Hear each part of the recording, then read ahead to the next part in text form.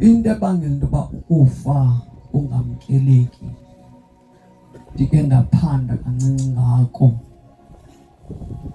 Eyona nkcazelo okufa kuthiwa the meaning of death is separation, ukwahlukana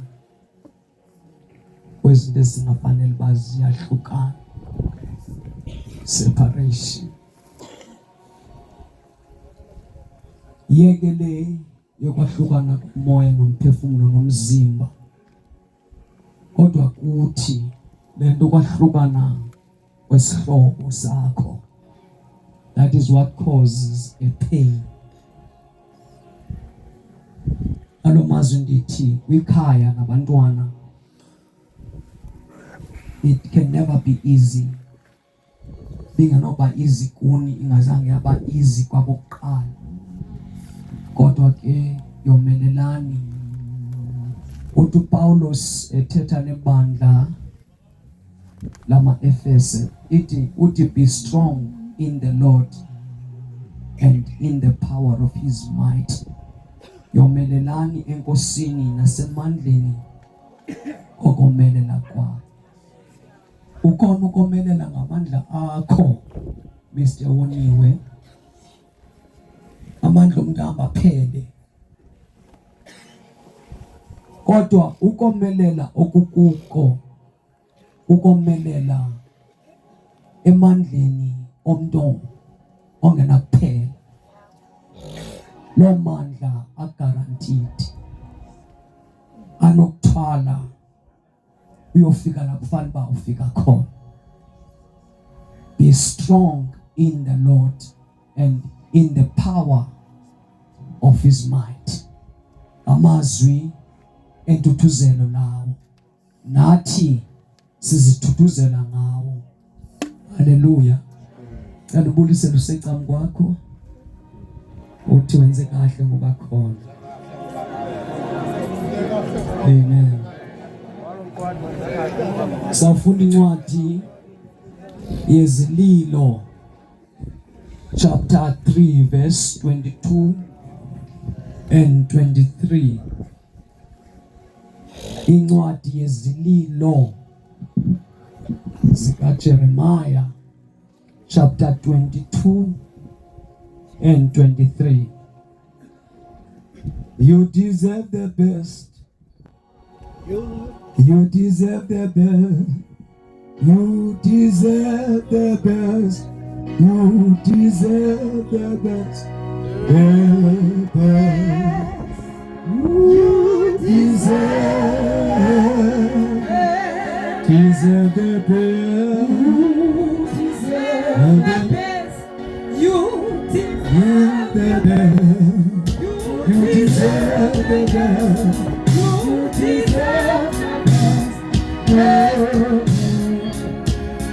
You deserve the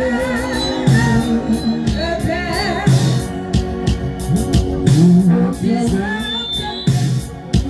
You deserve the best.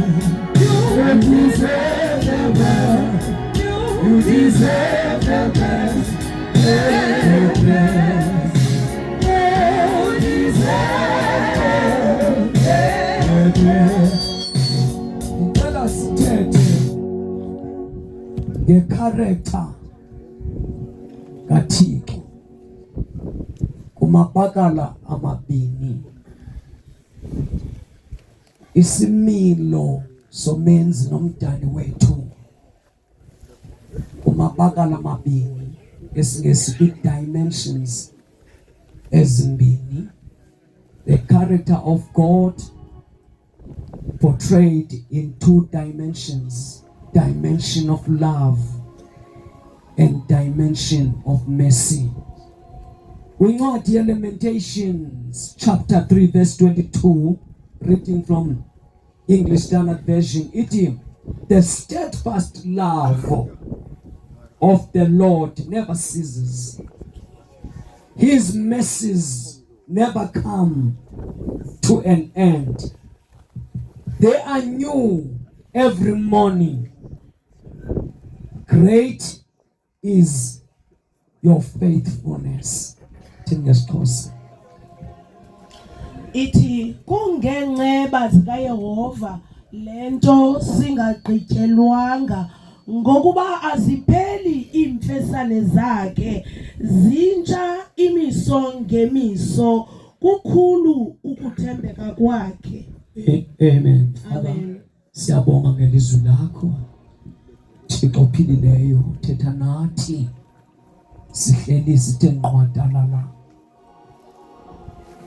kulomhla okuthi farewell umama wethu. Siyabonga egameni kaYesu. Amen. Lo ubhala lamazwi ngumprofeti uYeremia owabizwa nguThixo ngexesha elalilibi kakhulu, ixesha lokumka abantu bakaThixo kuThixo wabo.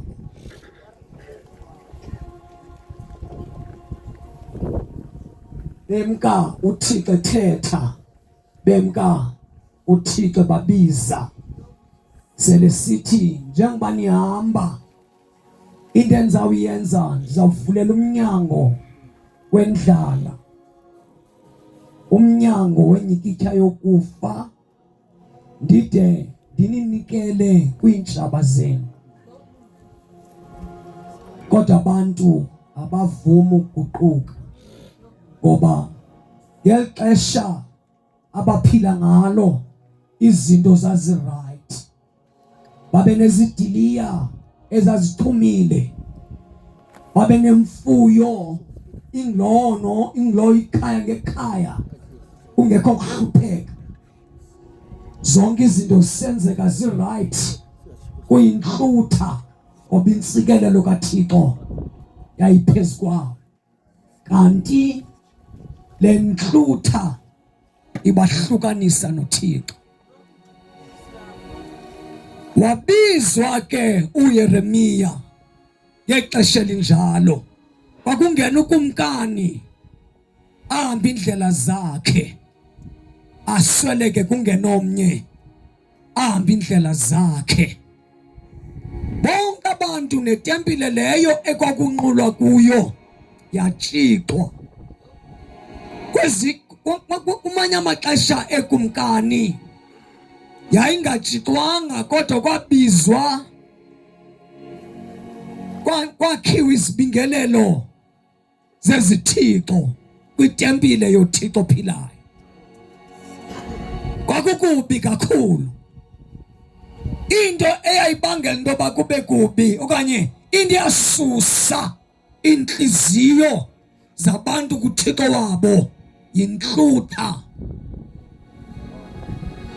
Ukuba nezinto, ukuba nempucuko enhle, kanti umuntu uyemka kuThixo.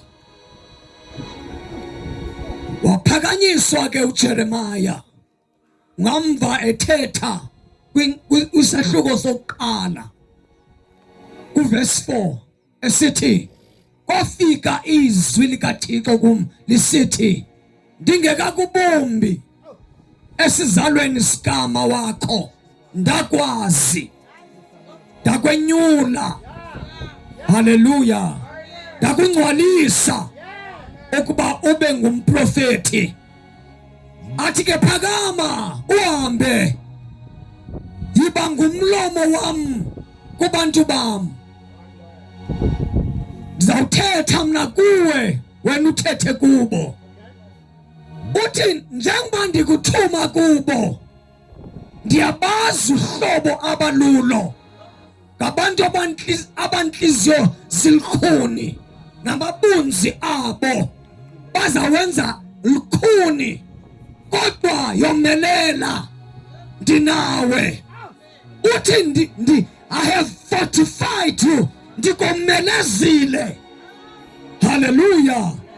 Fear not, Jeremiah. Nkosi yami. Uthi ke nguye lubhalayo, ubalisa izinto ezibuhlungu ezehlele abantu bakaThixo. Ababantu bamke kuThixo, iBhayibhile ithi they are the holy nation.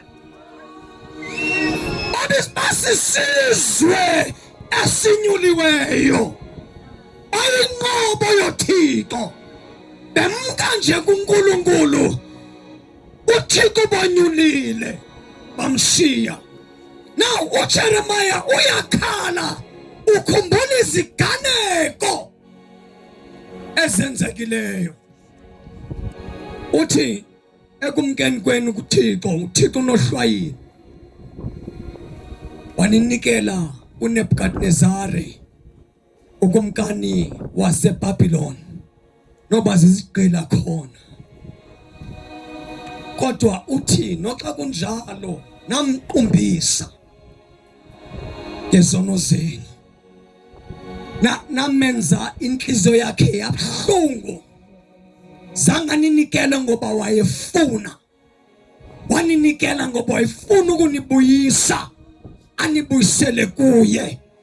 Akhona amaxesha xa izinto zi-right, xa yonke into, xa ungenabele pholtolweni, imithandazo yakhe iviwe, imithandazo yakhe iphendulwe. Alibale lo uphendule imithandazo yakhe, amshiye.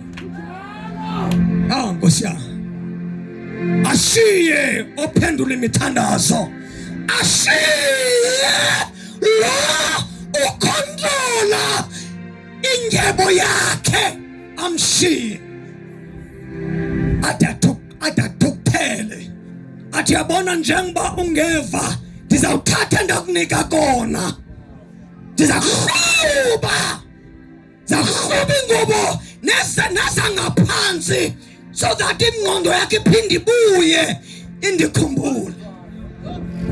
Hallelujah. Uthi kuJeremiah, ningalibali ndithetha ngecharacter kaThixo. Uthi uJeremiah, ndisike ndema ndajonga ngasemva, ndajonga into esimenze yona uThixo.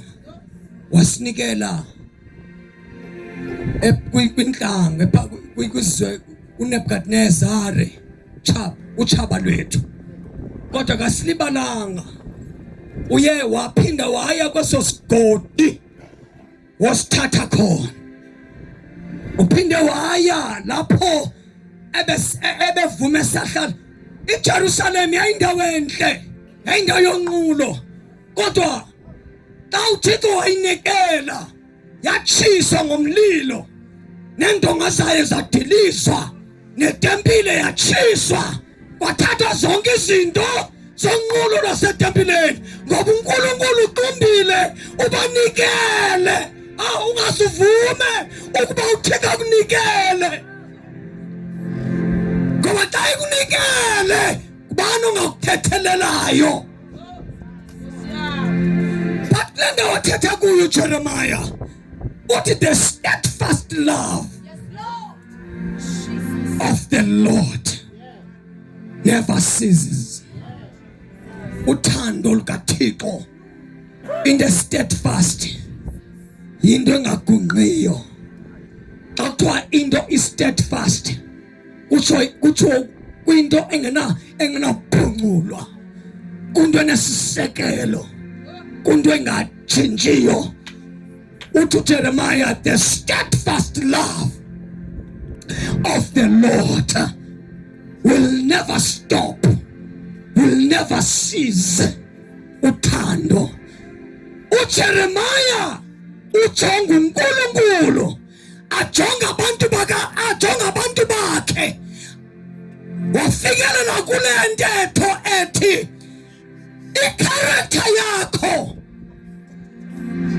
ingumangaliso, ngoba lo ukuqumbisileyo ebekufanele uba umlahle ngonaphakade, kodwa uthando lwakho aluvumanga. Ukonile lo mntu, engani bomkhupha bukhobokeni, wamnika izwi lesithembiso, sawuwezolizwe wamsikelela, kodwa wakushiya but wena uphinde ubuyele kuye ngenxa yothando lwakho. The steadfast love of the Lord never ceases.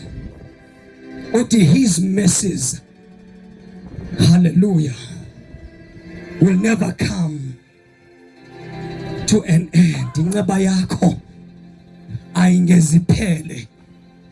Uthi your mercies are new every morning. Inceba zakho zintsha imiso ngemiso. Athi great is thy faithfulness. Ukhulu ukuthembeka kwakho. Uthetha ngecharacter kaThixo in two dimensions. Uthetha ngecharacter kaThixo with dimension of love. When you go to the New Testament, sengathethi noIsrael ke ngoku sethetha nezwe lonke ethetha ngale character yothando.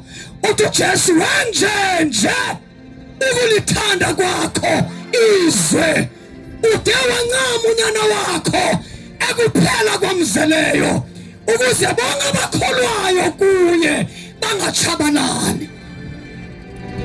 Uthando lukaThixo alufani nothando le-gold digger.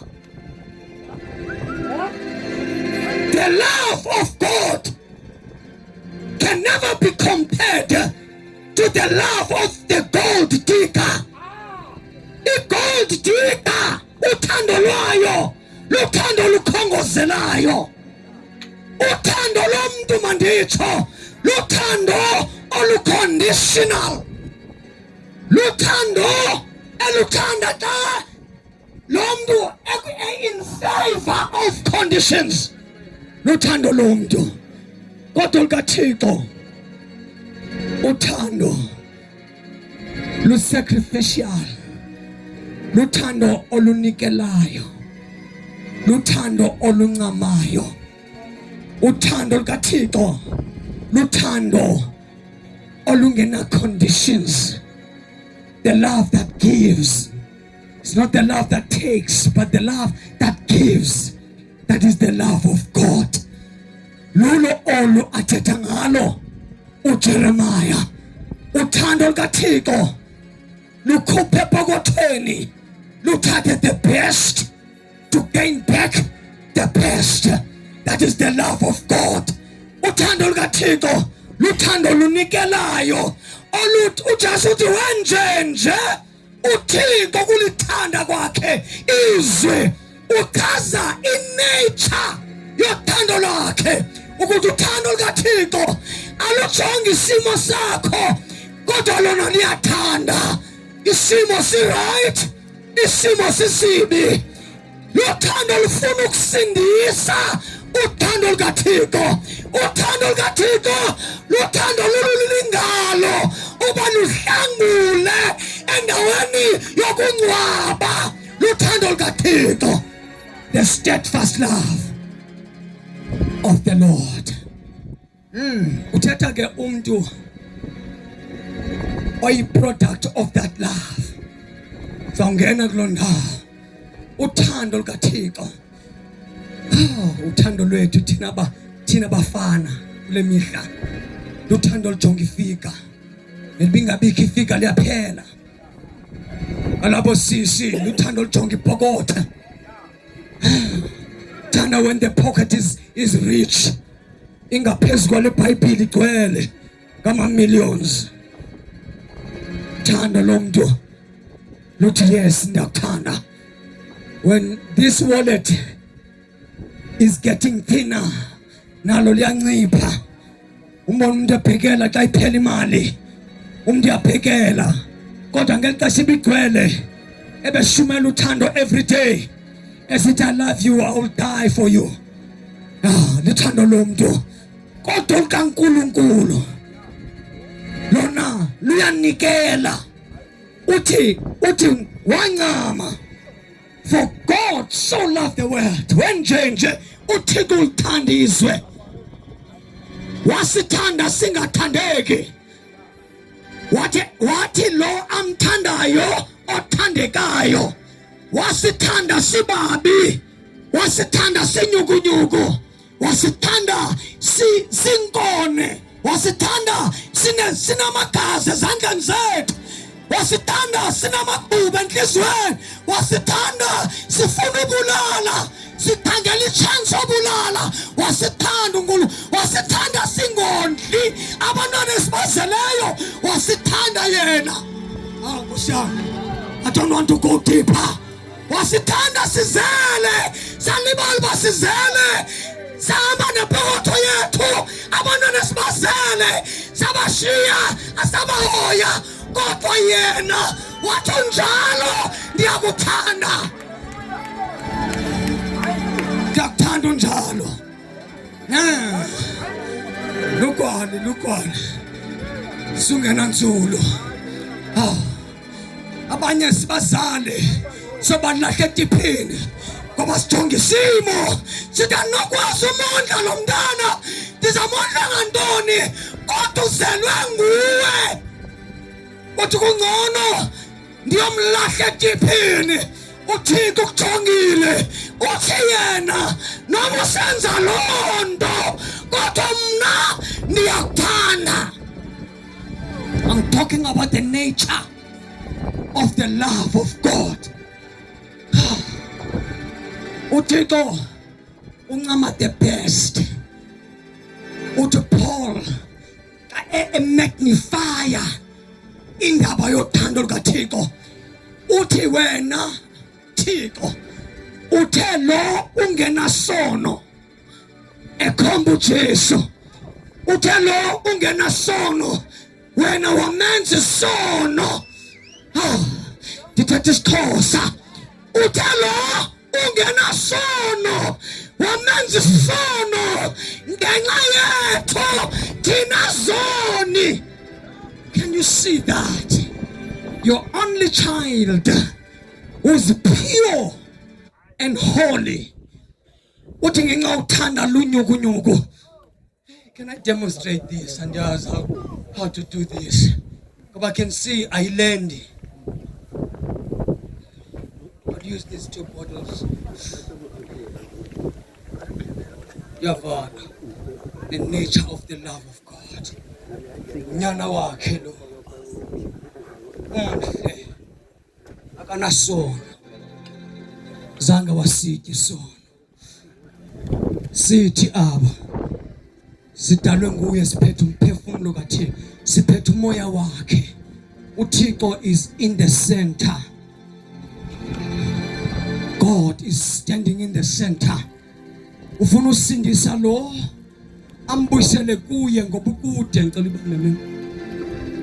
Ukude lo, ngoba isono simenze wakude, kodwa ufuna umbuyisa. Ndim nawe ke lo, ufuna umbuyisa lo okufutshane. He's dear to his heart. He's the only best he have. Ulapha kuye. Funeke khethile. Funeke enze indlela yokuzuza okumlahlekeleyo, okuhambe ne-corruption and the lust of the world. Angusa lo umlahlekele uhamba nomsinga, uzawujabalala, angazaphinda ahlangane naye ngonaphakade, akayifuni loo nto. Okwakhe ufuna kube kuye, okuthwala umphefumulo wakhe ufuna kuhlale kukuye ngonaphakade, kodwa ngeshwa akasekho kuye lo, ngoba isono simombadisile. Kodwa lo ekuphela kwakhe, unyana wakhe, he's dear to him, he's obedient to him, wenza intando yakhe. Lo uyamthanda uyise, uyamtobela uyise, wenza intando kayise. Wathi uyise, ukuze ndizuze lo, ndinyanzelekile ndingame lo ndimthandayo. The nature of the love of God. Uthi uJesu ke wenjenje, uThixo ukukuthanda hlabathi. Xa sihlabathi utsho umuntu, ude wancama the best, the only best he have, so that he can gain you back. so that he can gain you back through this one that he sacrificed. The love of God. Uthando lune language. Dabiwa lu ile language yothando. Ilanguage yothando lukaThixo. Impula kaLjaca elali ngatyanga ngenathemba la kutya ngomso. Yahlala phezu kwalompula kaLjaca.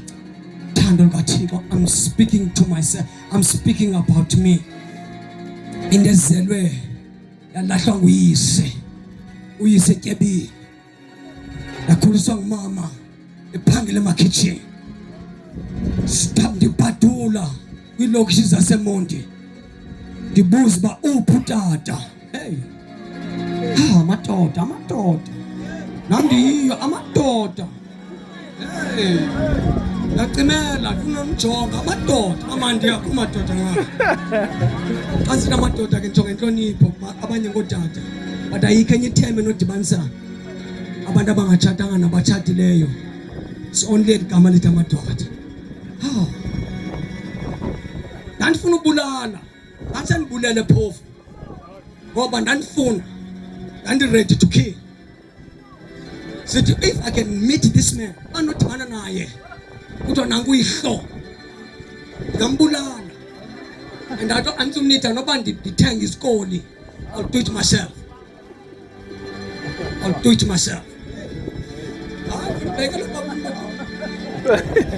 Yavana. Hey. Waze wafika uJesu. Yazi umuntu owashumayelayo wathi wenjenje uThixo. Wabeka uThixo ondidalileyo endandingamazi bunje. Yabona sozuze kuThixo xa ungamazi. Isizathu soba singafuni ukumkhonza kungangcono uba sifanise uThixo nabantu. uThixo akafani nabantu. Akafani uThixo nabantu. Simfanisa nomfundisi wakho uThixo akafani naye. Simfanisa nobaba notata wakho uThixo. uThixo akafani notata wakho. uThixo he is in his own class. His nature is completely different to the nature of man. Uthando lwakhe luyanikela aluthathi. When God loves, he gives. When man loves, he takes. Thixo xa ithanda uyanikela. Kodwa umuntu xa ithanda uyathatha. Nature kaThixo. Wenjenje wanikela ngoJesu. Yabona njengoba sithetha ngaye, wena uthukuthele ungafuni uba sithethe ngaye. Ayikho enye imessage esiphetheyo. Imessage esiphetheyo luthando kaThixo aluveze ngoYesu. Siphethe lo myalezo ukusindiswa kwabantu kuseluthandweni lukaNkulunkulu aludisplaye ngoYesu. Naye wasinikela ukuba afe.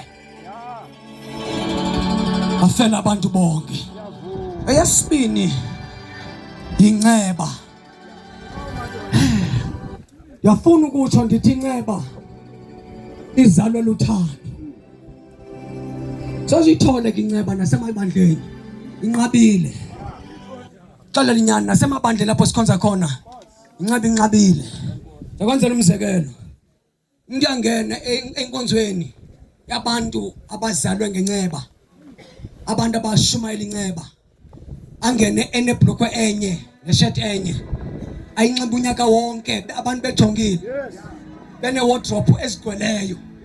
Uqalela mna ndizama ukukuhluzela ukuthi uThixo kafani nomuntu. I-character kaThixo is perfect. Yabo singamshumayela simchaze ebantwini kodwa into efunekayo ukuthatha i-character yakhe sinxibe yona. Sithatha i-character kaThixo sinxibe yona.